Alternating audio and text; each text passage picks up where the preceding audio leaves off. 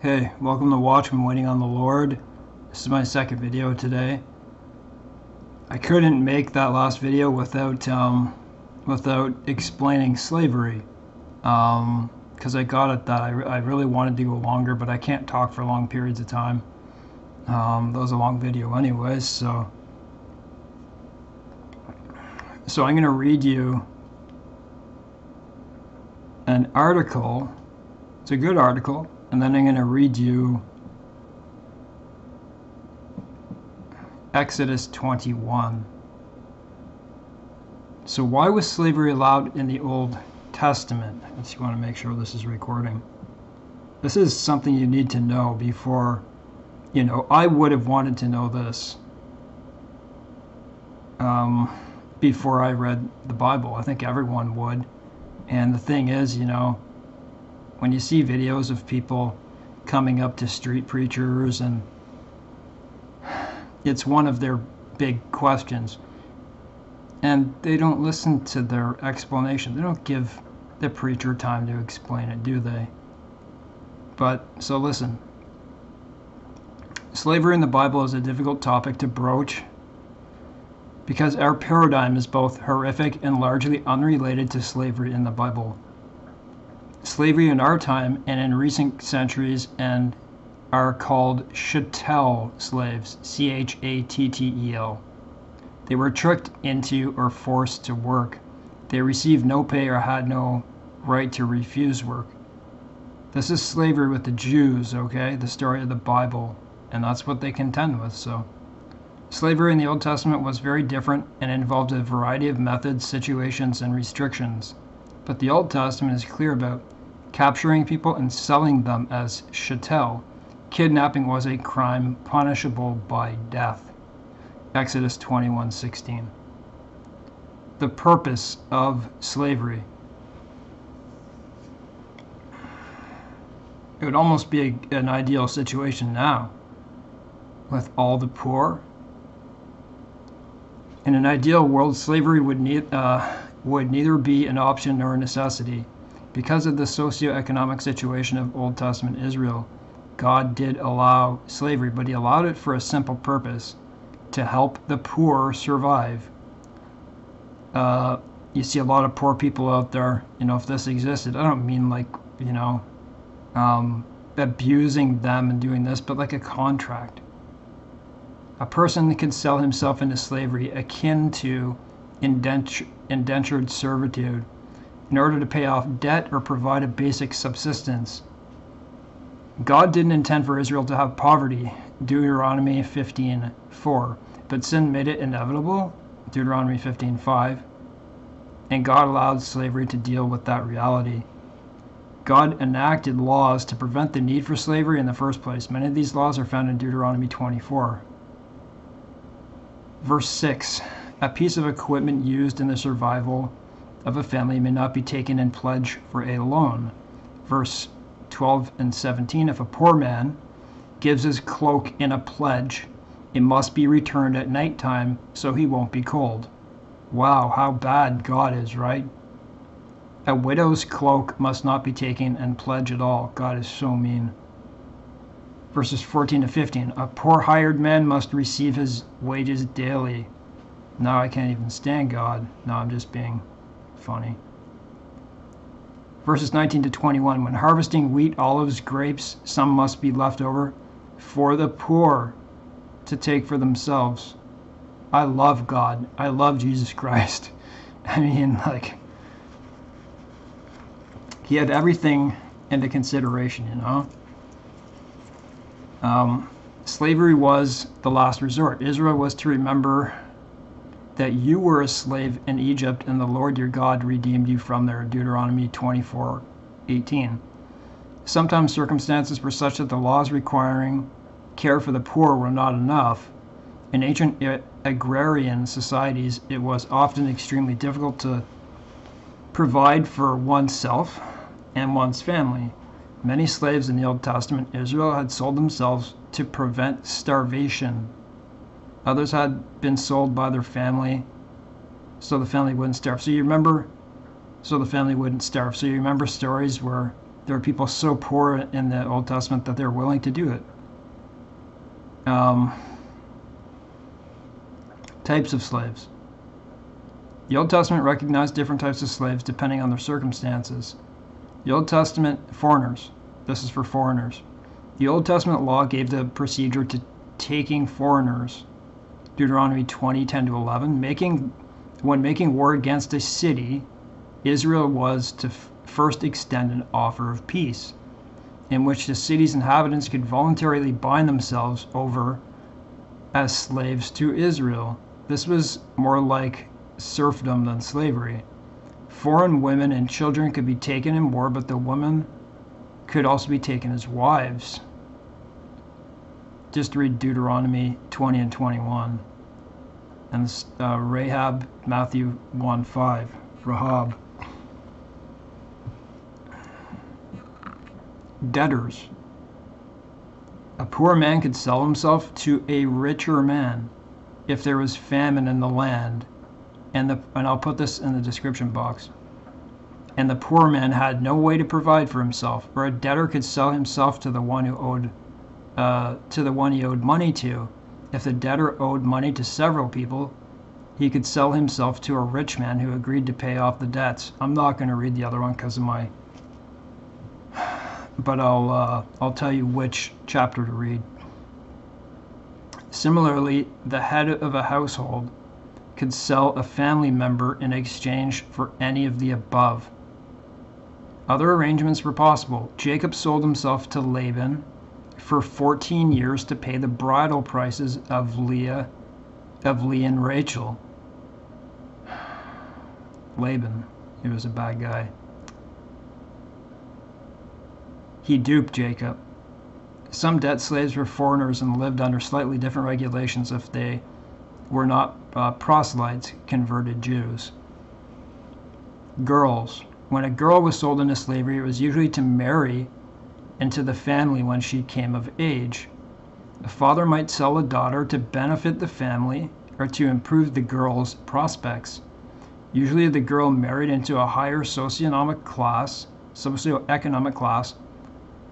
Although abuse has undoubtedly occurred, as you know, that's just the world since Adam, the intent was to improve the girl's future. Every girl in that culture faced an arranged marriage. If she was sold, she was moved into her husband's home earlier than usual and was provided for long before her wedding. I'm gonna have to take a break in my voice. Give me like 10 or 15 seconds here.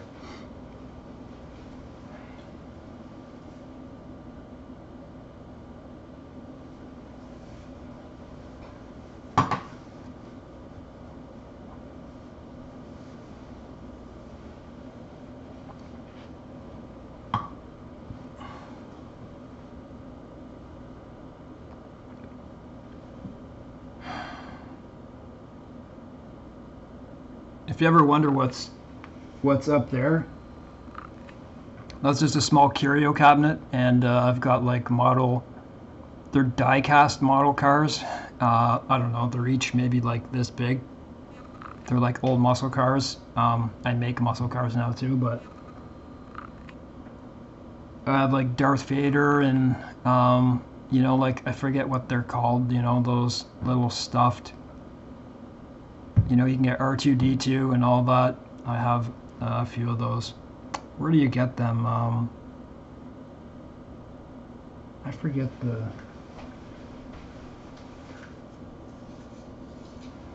Hallmark.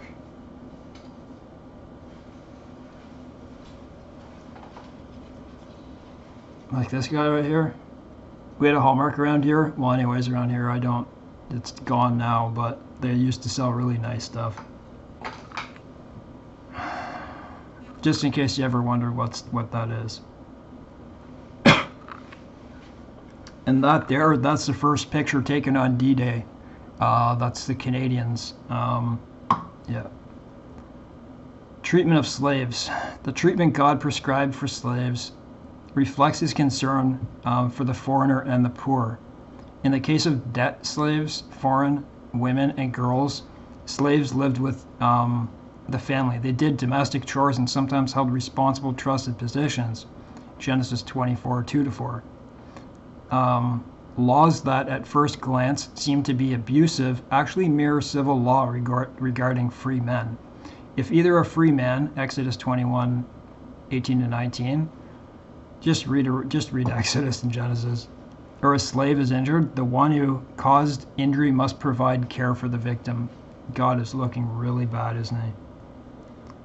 If a man harms his slave's face, the slave goes free. I think that's an eye. That's what I just read. If it's an eye, he has to let him go. A fair comparison to the injury of a free man. An ox who killed a free man or a slave was to be stoned. The ox was to be stoned. The punishment of a murderer. Actually, I don't know. I have to go back and read that. I was pretty sure they said to kill the ox.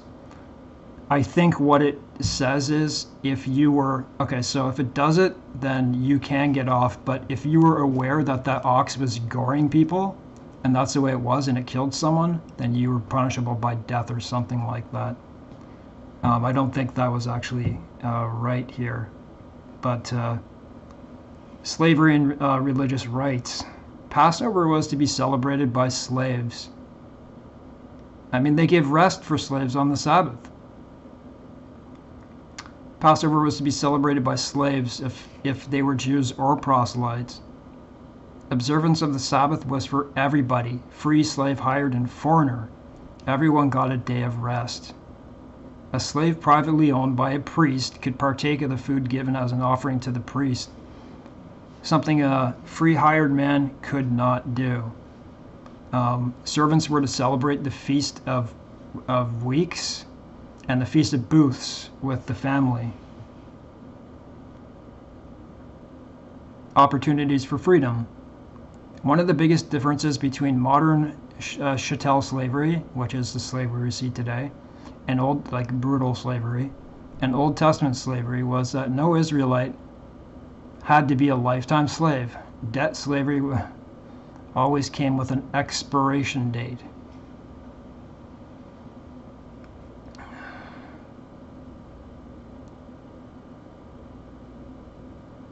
A Hebrew slave was to go free after 6 years, Exodus 21:2. I recommend reading the first 5 books. I recommend reading Genesis and Exodus. Go do it now. I recommend. You'll find out a lot. You'll realize a lot in life. Like, it's not a waste of time. It'll make your life better. A Hebrew slave was to go free after 6 years with generous support. A Hebrew slave was to go free at the year of Jubilee. That was every 50 years, I think. Every 50 years, you get your land back. You get a lot of stuff back. Any foreign slave who escaped to Israel was to be sheltered and not return to slavery. I think my voice is going. Note, there's nothing in the Old Testament law that prohibits an Israelite slave from running away.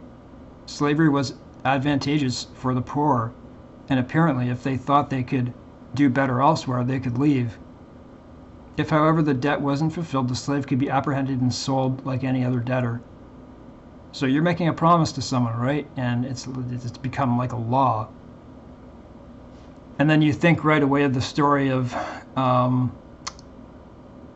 have it on the tip of my mind, the prodigal son who leaves, who takes all his inheritance from his father, asks for it, goes, uses it on prostitutes and food and whatever else he does. And then there's a famine in the land. He runs out of money, of course. And then he's eating pigs' leftover food. And then he says in his mind, my father's servants had enough bread to eat and all that, so I'll go and I'll sell myself to my father. So you can see right there. And then, of course, he goes back and his father doesn't do that. He kisses him on the neck, and it's a beautiful story, right? He was lost and then he was found.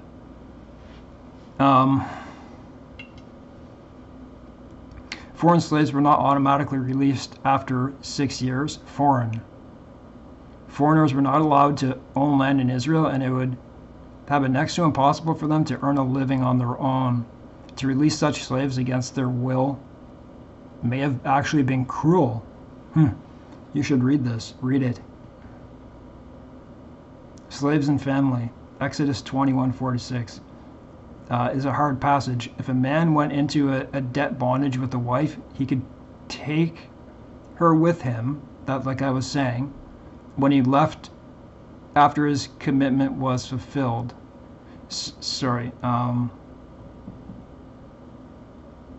Exodus 21:4-6 is a hard passage. If a man went into debt bondage with a wife, he could take her with him when he left after his commitment was fulfilled.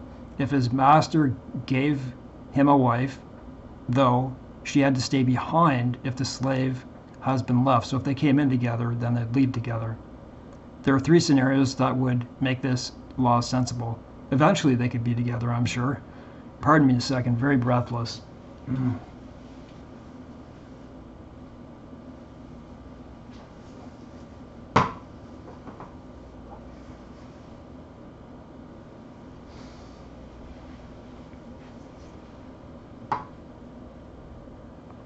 You know, I have about 10 different pain disorders, of which about 7 of them are very serious pain.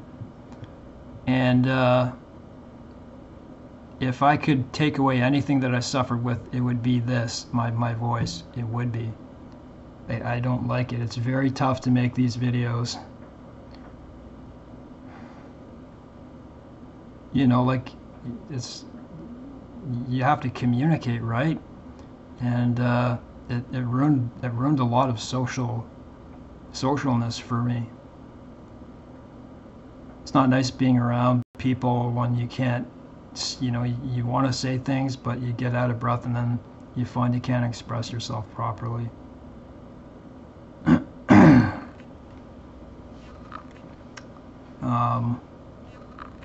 The slave's wife was an adult debt slave who still owed time on her commitment. The slave's wife was bought as a girl with the intention of being married.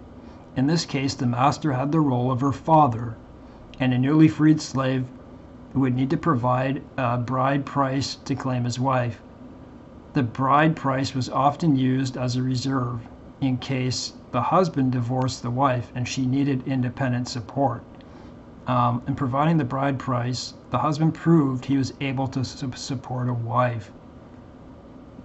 God was thinking of absolutely everything. The slave's wife was actually a concubine, perhaps a foreigner. A concubine was similar to a wife, but her children were not eligible for inheritance. So you think of like Hagar, right? The master may have given her as a concubine to provide more children for his household. In any of these situations, a slave could agree to stay permanently in the arrangement. This would ensure, so if a man was there and he met his wife in there and he didn't want to leave her, he could sell forever to that person. In any of these situations, a slave could agree to stay permanently in the arrangement. This would ensure that he had the support of a wealthy family as well as being able to stay with his wife and family. Female slaves.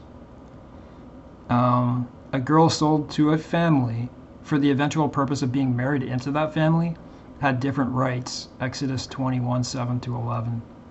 Although to modern eyes they look like restrictions, she was not to go free because working to freedom was never the intent. Once she married to either the master or his son, she was no longer a slave, but a member of the family, a daughter, or a wife. If the master rejected or divorced her, she and her birth family were forgiven the whole debt. So she could act like a narcissist and go free.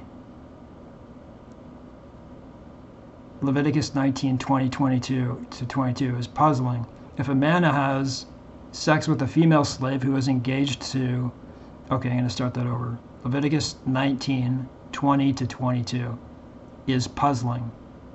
If a man has sex with a female slave who is engaged to someone else, female slave who is engaged to someone else, they will be punished but not killed. She isn't married. She is not married. The text says she was not free, which implies she is still a slave of her master's home. She had not yet married her betrothed. You're going to have to read this. I'm going to leave both this and the laws. What is it called in the New King James Version? The law concerning servants.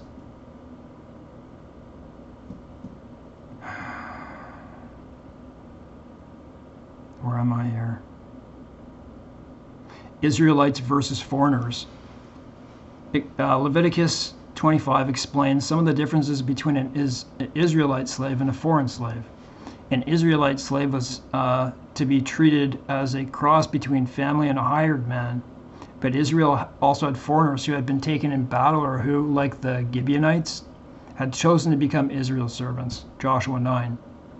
These slaves could be held permanently. Could be, but it wasn't required. An Israelite who had to sell himself was to be treated respectfully and redeemed as quickly as possible. And there's this conclusion. Some people categorically condemn the Bible because it doesn't call for the universal abolition of slavery. What they don't understand are the cultural conditions that made slavery a sad necessity. Also important to recognize is the Bible's prohibition, I don't know if that's a word, if it's prohibition, against man stealing, Exodus 21:16, which is what happened with the transatlantic slave trade and with human trafficking today. Like divorce and polygamy, slavery was never in God's perfect plan, but because of sin for a time and place, slavery was permitted by God with certain restrictions. There you go.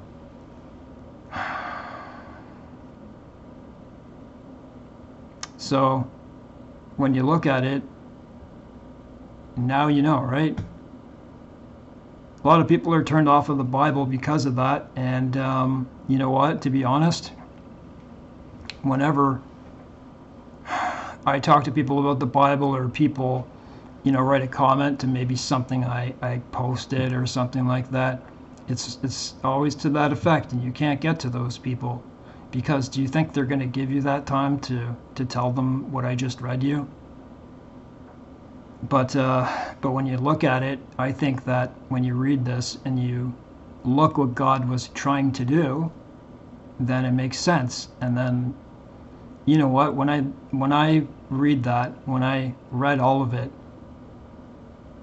I'm going over the Old Testament. I don't know how many times I've been over it, but I'm going over it again. I've been in Genesis, and I'm like at Exodus 25 or something like that. So I just read that the other day. And then I realized just the other day, and then I had to look up this, and I found this article, so I decided to read it. That makes me love God even more, because you realize what his real intentions are. All of the slavery you see now, and ever since and in history, you got to remember, God rules everything, the whole universe, everything. But for a short time, the prince of the power of the air, the devil, Leviathan, whatever you want to call him, he has power here, okay? And so all the bad things you see stem all the way from the serpent, which is the devil, in the Garden of Eden, tricking Eve. That's where it starts. And because we chose to go against God, literally, we chose the devil over God. We chose not to listen to him. And this is where we are. And so everything you see right now is coming to a head. I wanted to say this in a second. Sorry, give me a sec.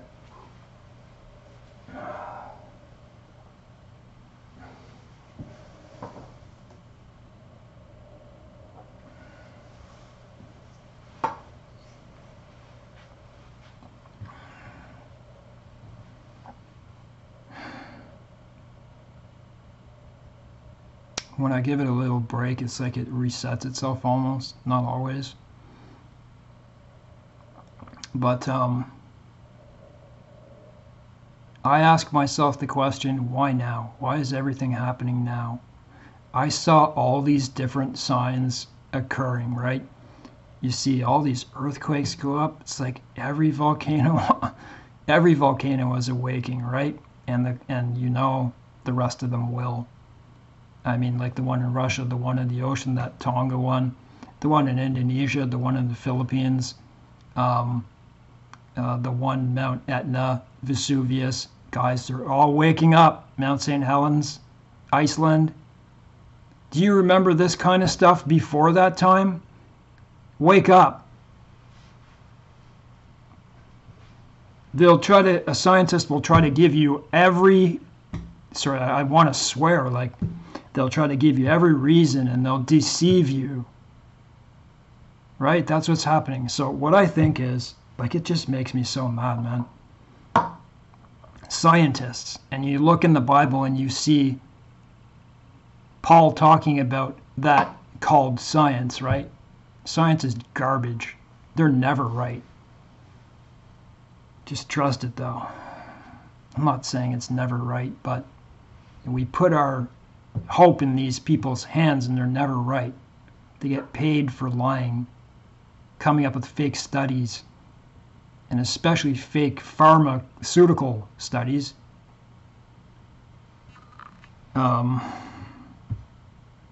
Why is this all happening now?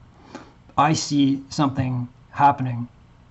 God can look above and he can see all these things, right? He can look at time from up on any angle you want. He can do anything he wants. He lets things play out, and this is what I see. One thing coming, another thing coming, and then there's that, that point, like in math when you're doing those graphs, when those 2 points come together, like X and Y, I see godlessness. So, a nation starts turning away from God. It goes a little less God, less God, less God. The evil starts rising up, right? And that's what you see in America. That's what you see with all these protests and stuff like this. And so when that's rising up, all of a sudden, is it just coincidence? All these volcanoes, earthquakes, floods all over the globe, suddenly all at once? And like people are changing, they love themselves, they're taking photos of themselves falling, hitting cars, like hitting posts.